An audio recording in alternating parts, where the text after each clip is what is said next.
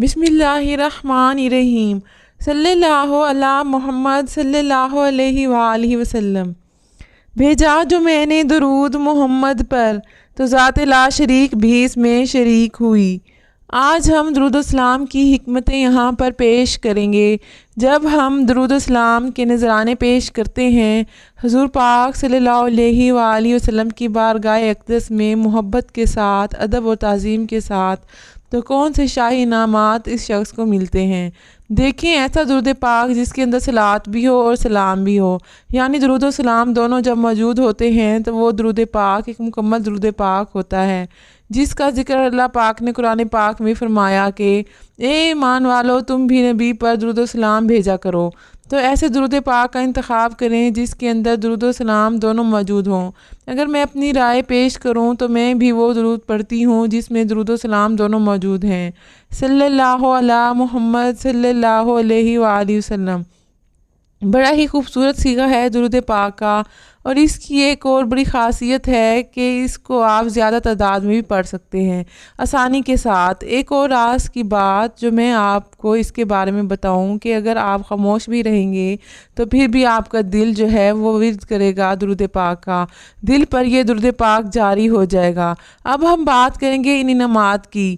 درود السلام پڑھنے سے 5 ایسے شاہی انعامات ملتے ہیں۔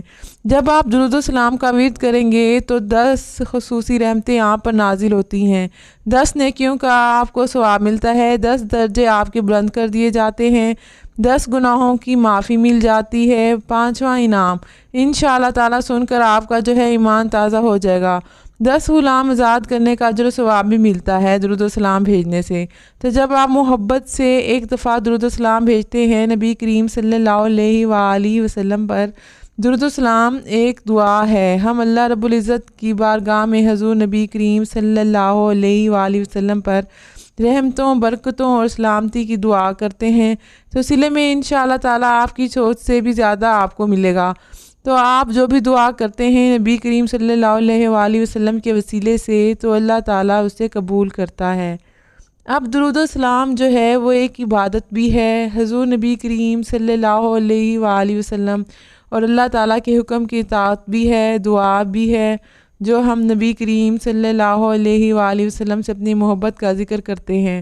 یہ درود السلام ایک وفا بھی ہے، یہ ذکر بھی ہے، ورد بھی ہے اور ایک وظیفہ بھی ہے۔ یہ درود السلام ایک فکر بھی ہے اور نبی کریم صلی اللہ علیہ وآلہ وسلم کے ساتھ اپنی نسبت کو جوڑنے کا قرب بھی ہے، یہ صحبت بھی ہے۔ جو شخص روزانہ درود السلام کے نذرانے جو ہے وہ پیش کرتا ہے، بلا ناغہ اور باکثرت بھیجتا ہے، تو ایسے میں وہ بندہ جو ہے وہ حضور نبی کریم صلی اللہ علیہ وآلہ وسلم کی بارگاہ کے زیر اثر رہتا ہے اور نگرانی میں رہتا ہے اور زیر تربیت میں بھی رہتا ہے۔